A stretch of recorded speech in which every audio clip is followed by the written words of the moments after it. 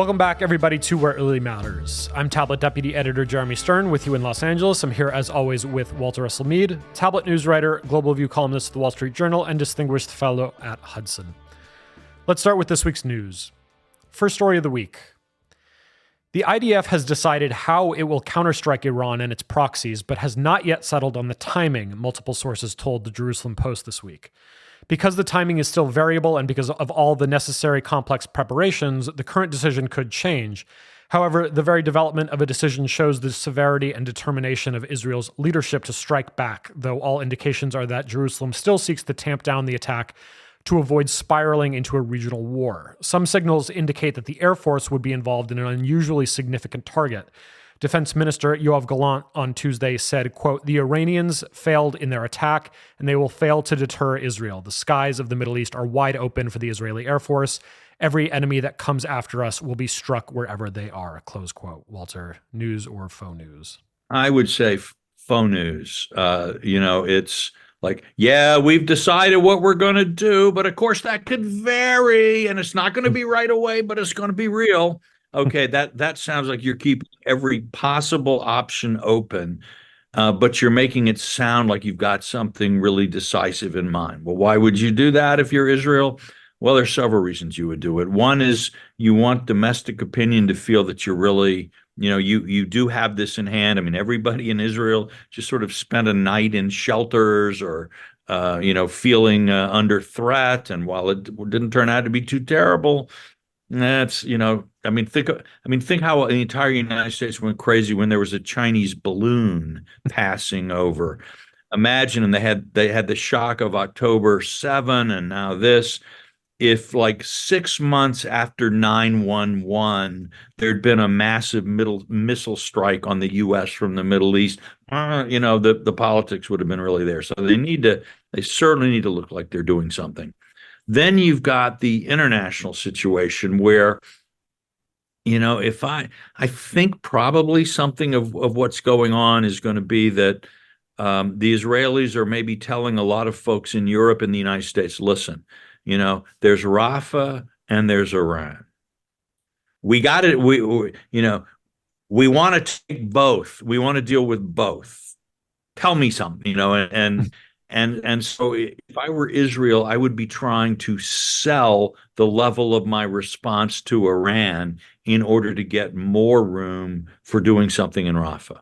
So we need to kind of see how all of that settles out. And the one thing you can be sure of is that the stuff you're reading in the newspapers on something like this, and things that sources are whispering here and there, this is we're in the bazaar. I can't sell you this rug.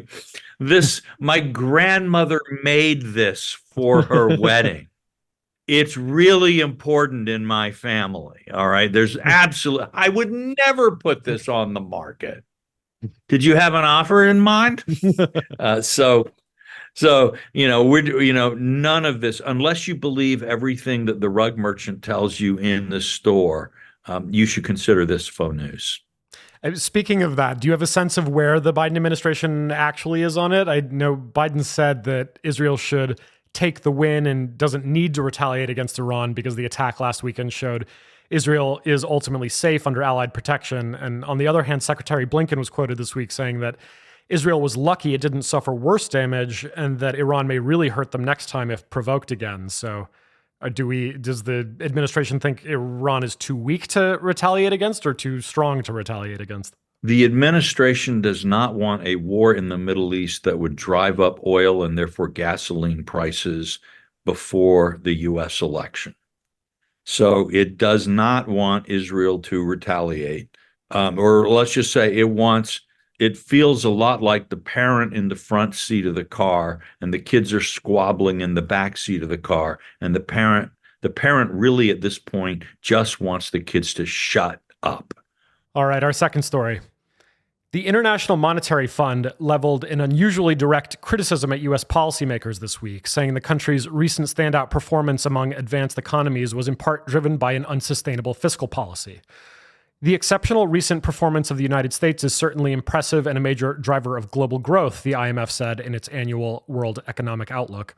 but it reflects strong demand factors as well, including a fiscal stance that is out of line with long-term fiscal sustainability, close quote. Washington's overspending, the report said, risks reigniting inflation and undermining long-term fiscal and financial stability around the world by ratcheting up global funding costs. Walter, news or faux news? Well, it's true, but it is so obvious that it's hard to call it news. I suppose the fact that the IMF feels compelled to say it, maybe that's a little bit newsy. But if you don't understand that the American budget is on a completely unsustainable course and that it's going to start impacting us, then you just haven't been paying attention. And part of the problem, honestly, is that not only is our debt going up, but like a bunch of idiots, when interest rates were really, really low, we didn't put our treasury debt on the longest term basis possible. I think there were countries that back when interest rates were near zero, I think maybe it was Austria that was selling 100-year bonds. So they lock in those low interest rates, and investors were happy to have them at the time. All right. But no. The United States, we were much too smart for that. And so we have a bunch of treasury debt that has to be, continually refinanced at these rising interest rates, which make the deficit worse, which means that then there's more inflationary pressure, which drives up interest rates, which therefore means the next time we have to come back, not only to handle some new debt, but to roll over some old debt is going to be even more expensive. So we have worked ourselves into a beautiful little trap here. And back early in the Clinton administration, one of his advisors, now I can't even remember who, it was a long time ago, said, boy, when I die, I want to come back as the bond market because the bond market always gets what it wants. And we, I think, are going to be coming to the point, certainly in a second Biden term, but I think also in a Trump term, where a president has these huge fantasies of enormous spending, trillions of dollars to my beloved constituents and so on. And you try to do that, and suddenly inflation goes up, interest rates go up, and those constituents want to hang you from a lamppost in front of the White House.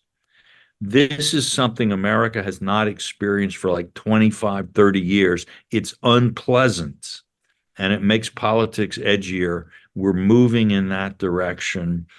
So this is real. It's happening. It's not really news, but maybe it's news that people are paying attention. All right, final story of the week. Ukraine's President Volodymyr Zelensky expressed frustration after the U.S. and its allies swooped in to defend Israel against a massive Iranian attack last weekend, highlighting the limits of Western support for Kiev, according to the Wall Street Journal. The U.S. and a coalition of Western and Arab partners shot down nearly all the hundreds of drones, ballistic missiles, and cruise missiles fired by Iran on Saturday before they even reached Israeli airspace. Ukrainians, in contrast, have been pleading for months for greater protection against Russian attacks that have intensified while vital aid from the U.S. remains stalled in Congress.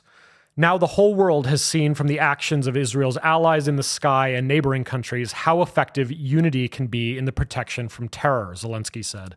Terror must lose everywhere and completely, not somewhere more and somewhere less. Walter, news or faux news? I would have to say here a little bit of faux news. Of course, he's going. No matter what he's thinking, if you're a Ukrainian and you've just been getting, your power is out because the Russians have hit, and now, you see what's going on in Israel, you're going to be annoyed. And as a politician in Ukraine who's accountable to those people, you will want to vent that annoyance. And why not?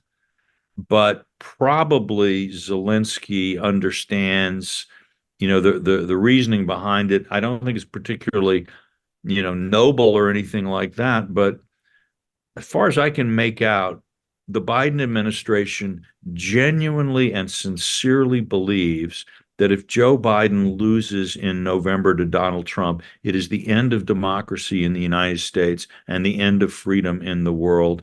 Nothing must be allowed to happen that makes that reelection less likely. And one of those things that would make that reelection less likely is a huge spike in oil prices that makes American drivers unhappy at the gas pump.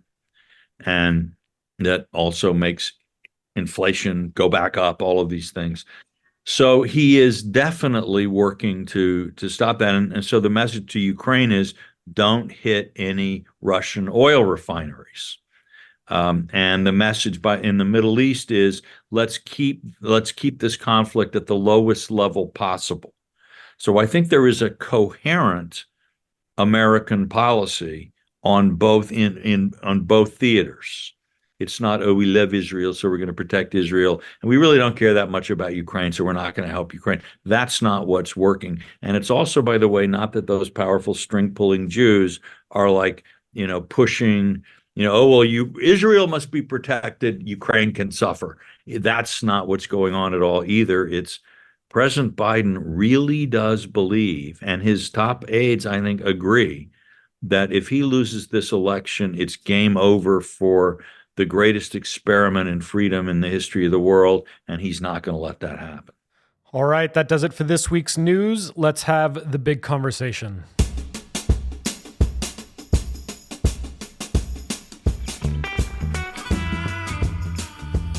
The rise of work from home threatens a massive dislocation in the life of the American city, a shift that is likely to be much more far-reaching than the shift between the rail and car cities that the 20th century witnessed.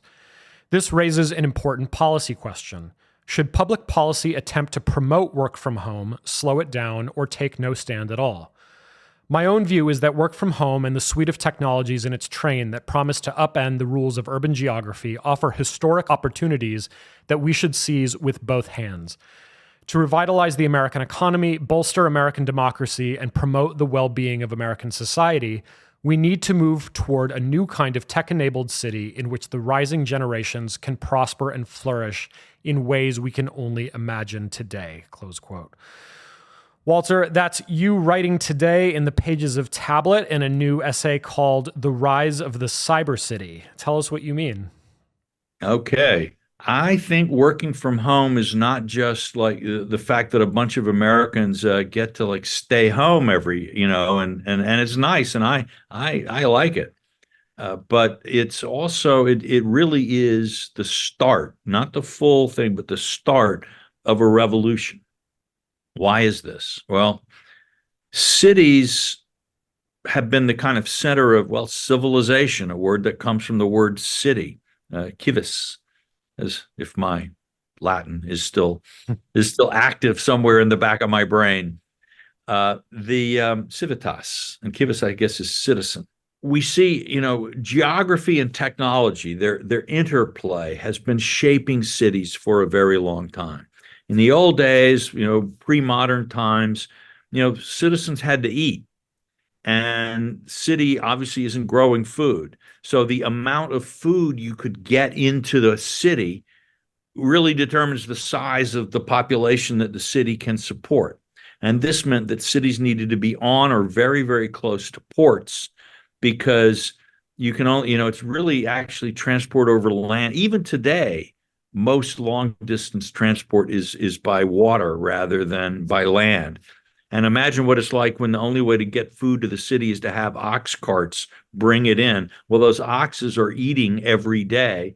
It's more than 3 days. They would eat more hay and more food than you could fit on the back of a wagon that they could pull.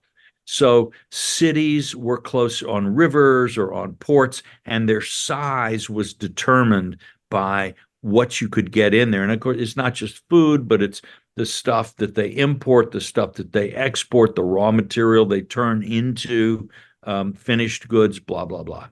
Well, the railroad comes along, and suddenly it's much easier to feed. You can get food in from miles away. Argentina can feed the Rhineland in Germany. It's a totally different situation. So 19th, 20th century railroad-based cities grow really fast. Like Chicago went from fields in the prairie to major world city, in a generation. I mean, it was astonishing, and it was happening all over the world. So, and these cities were large, but they were very centralized because, again, it's very expensive to travel by rail. And most working people, you basically had to walk or take like some kind of, the last mile is hard in a rail city. And development has to cluster. So land is very expensive. In New York, you had something like 250,000 people per square mile in parts of Manhattan, insane population densities. And of course, it stratifies wealth. Wealth is being created in these rail cities on a huge scale. The Industrial Revolution creates massive amounts of wealth, but it tends to be a very stratified kind of thing. You've got working people who are working in factories, not making a lot of money, and paying through the nose to live in horrible tenements that are close enough to the smoky, filthy factories where they work that they can actually get there without spending their meager wages on transportation, right? So some people are getting stupendously rich, but you're getting a lot of people stupendously poor who don't own anything and never will own anything.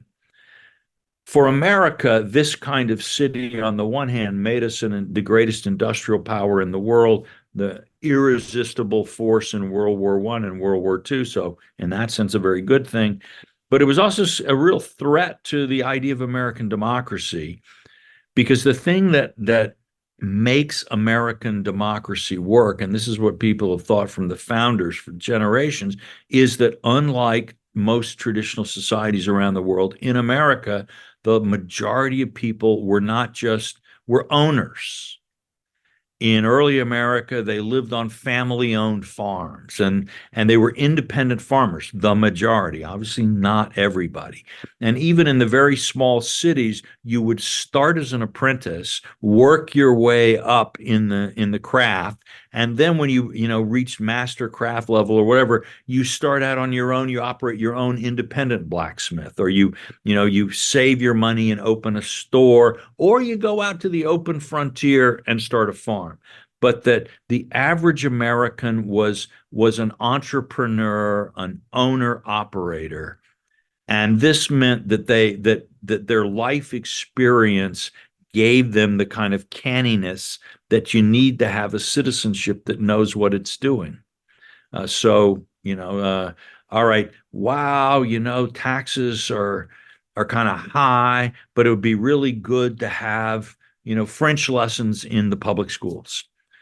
And do I want my taxes to go up so that my kids can study French, or do I want the taxes to stay low? And well, man, who needs French anyway? That's a difficult decision. You can make a good argument either way. But the point is, if you pay property taxes and you know that you pay property taxes, you think about it. And if you're operating a farm as a business or a blacksmith shop, you understand how costs work, you understand where profit comes from.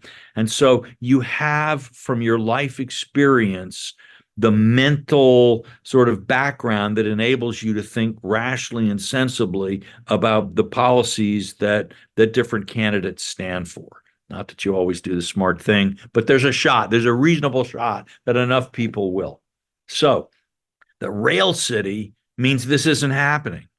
The young apprentice is not going to go out and operate like a textile factory or a steel factory on their own. They're going to be a worker for life, and they're a renter. And the family farmers are being driven off the land because the economy no longer really works for family farming.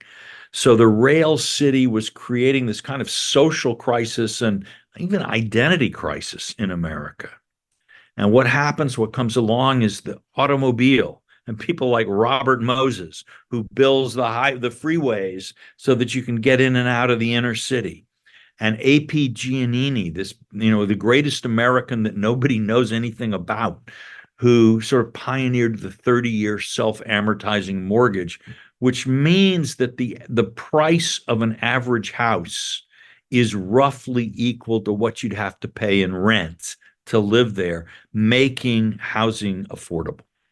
And so beginning really as early as the 1920s, but really taking off after World War II, Americans en masse moved from living in tenements in the inner city or apartments, crowded apartments, out into the burbs where they're homeowners and they acquire equity and they pile up wealth, right? And even today, for middle income Americans, just about half of their net worth is in real estate equity.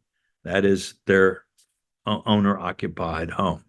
Well, the boomers actually, this system which created wealth, poured wealth on generations of America, kind of choked when I was a kid, the boomer era in the 70s, inflation spikes, interest rates spiked. There were about 8 or 9 years when it really looked like we would not be able to buy homes of our own. And oh my gosh, the boomers, it was amazing what we used to hear. We wouldn't be the first generation in America that didn't have the living standards of our parents. All those horrible things they say to terrify Zoomers today, they told us when we were the same age. Okay, what fundamentally changed there? It was that in the 80s, actually, you know, oil prices came down, interest rates came down, and we were able to do what our parents and even grandparents had done and buy our own homes, right? And do the burb thing, all right? Zoomers in the 21st century, a more complicated set of problems is making it harder for Zoomers to do, and some particularly younger millennials to do what others have done. And that is, but the main difference is the car city, which made all this possible. We're reaching the kind of natural limits. You know, that with the car city, you could live 30 miles, 40 miles away from your workplace and commute every day reasonably. But now all of the housing that's within that 30 or 40 miles radius, right? All the developable land has been developed. And some people say, sure, well, let's do more density, apartments and stuff like that. That's part of the answer. But that still doesn't give you the same chance to have a house with a yard and the kind of equity the kind of opportunity and living conditions that you thought you were going to have. And it makes it harder for you to be an owner, which is, again, important for the health of American democracy and American society. Well, here comes working from home. Here comes the pandemic. Woo! All of a sudden, it becomes clear that almost half the country really does not need to go into the office every day to make things happen. What that means, if you're going to commute 5 times a week, a 90-minute commute is insane. It's unmanageable, which means as a younger family, you've got to either buy a house that's so far out that you wreck your life on the commuting, or you have to try to find some way to rent something, or maybe buy something really small and really unsatisfactory that's close enough to get to work. Now, if you only have to go in once or twice a week, well, 90-minute commute isn't fantastic, but it might be manageable. You could do it. And this opens up huge expanses of developable land for the next generation. And doing that, it won't just put these folks in homes, right, and give them a chance to apply equity. There'll be a big construction boom building these houses. There's infrastructure to be built, the roads, the sewers, the electric lines, all the stuff will need to be built, which is good investable money for the financial system, stable, non-speculative investments that provide a healthy yield, which is kind of what a financial system needs to not be so loosey-goosey, all over the place, Wall Street crazy speculation. All right. All of this stuff can happen. So I think government policy should be doing everything possible to promote this. For example, I think companies that figure out how to manage their employees in a way that more of their employees can stay home more of the time, they're saving the rest of us money. They're cutting the emissions on the commute. It cuts the cost of the infrastructure that a given city needs when you can make rush hour, less of a horror for everyone. Puts less strain on the bridges and means you don't have to add that extra lane onto the New Jersey Turnpike again. All of these kinds of things, those are real savings. So tax policy could, in fact, provide incentives for companies to do that. People who live in homes should, and use part of their home as an office, it should be a lot easier for folks to take a tax deduction on that and write off some of that cost. Um, there's a whole suite of technologies that come along with this that could make it enable more people to work at home and to come into the office less while still getting the job done, still doing everything that a company needs to do.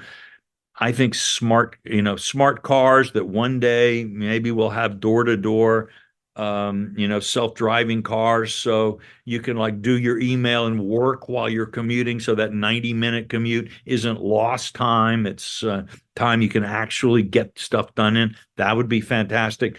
But even before you get to that door-to-door, maybe there's a way to make our freeways enabled so that smart cars could work on the freeways, and it's kind of the last mile is when you have to drive. That you can have transitional plans to get you the full benefits of this thing.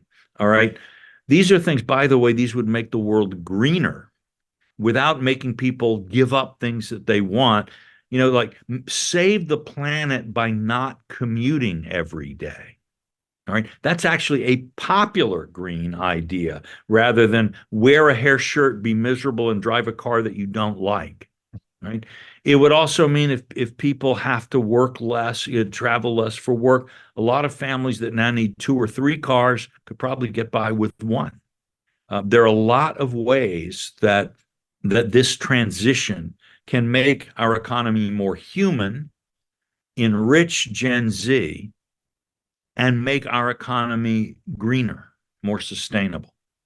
So I think this is the most, even before the pandemic, I was like saying, let's do this. But I think the pandemic, which did a lot of damage to a lot of folks, had this merit that it showed us that something that many people didn't think was even imaginable is actually totally practical. Let's do it. You mentioned in passing in the essay that you think Republicans might be better positioned than Democrats to lead this transition, and that if they can, they might be able to look forward to a generation of political dominance. Why do you think the GOP is in the potentially stronger position here, and do you think they have what it takes? The second part is really the hard part, isn't it? But okay, why is this something that's going to be easier for Republicans to go to? And the answer is this: that the Democratic Party, sort of a lot of its base is in these inner cities, the rail cities, the old hubs of downtown New York, these old places, and they're great cities. I love them. I live in downtown Washington. I love New York, et cetera, et cetera. But they've got very high cost structures, and they really want, the mayor of Washington is begging the federal government, make those federal workers come in. I don't care. I don't care if they can do their jobs just as well. Make them all get in their cars, drive downtown, and spend money in Washington, D.C. so that my municipal budget works. All right. There's a lot of that going around. There are a lot of banks that are looking at commercial real estate values that are going down. I want, make those people come back in here and sit here and do their jobs, where I can watch them and tax them, and where they have to like buy their lunch, where I can tax their lunch, and it provides jobs for people who live, it's not all bad stuff. And then many of these cities have hugely inflated cost structures, based on everything from sweetheart deals with public sector unions ratcheting up wages and pensions to unmanageable levels in a kind of corrupt partnership with elected officials, to real estate interests and sort of other monopoly groups that have really, shaped the evolution of cities in ways that suit them very, very well. All right. These cost structures were already becoming unsustainable before the pandemic. But you look at, you have a extremely expensive transit system. If riders on that system even drop 20%, you have a big budget deficit. If your commercial real estate drops 40 and 50%, which it may well be doing in many, many cities, you have a huge tax problem. if people who used to work downtown 5 days a week now come downtown, twice a month, all right, you can't really tax their incomes. There are a lot of problems. And the Democratic Party is structurally tied to these interests.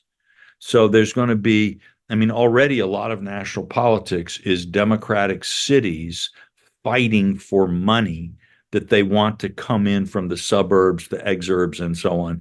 And the suburbs and the exurbs are less sympathetic to this. Well, I think this is going to exacerbate that tension. So it is an opportunity, I think, maybe it's a new party. Maybe both of our parties are kind of clapped out and we need something new. But I think Republicans would have an easier time sort of saying, okay, we want a young family agenda. We want an exurban agenda. We want to kind of leave these failed city cores behind. That kind of, tallies with a lot of individualistic Republican thinking. But I think this is popular. I think, in a healthy political system, we'll end up with a competition between parties, both trying to push this idea, because this is, I think, the best way forward for Gen Z. At least is the best one that I can see. All right, that does it for the big conversation. Let's end on the tip of the week.